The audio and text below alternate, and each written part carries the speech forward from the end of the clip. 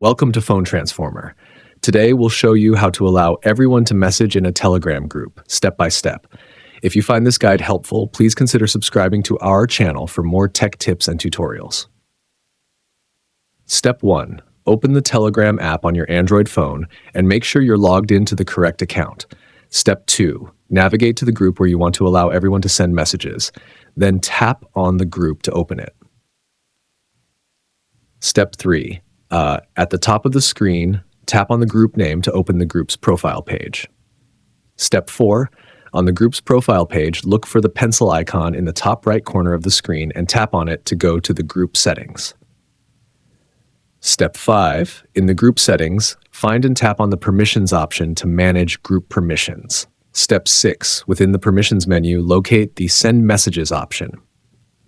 If it's currently disabled, this means that only certain members can send messages. Step 7. To allow everyone to send messages, tap on the Send Text Messages option and confirm by tapping the Confirm icon at the top right corner. Once enabled, all members of the group will be able to send messages. And that's it. Thanks for watching and stay tuned for more videos.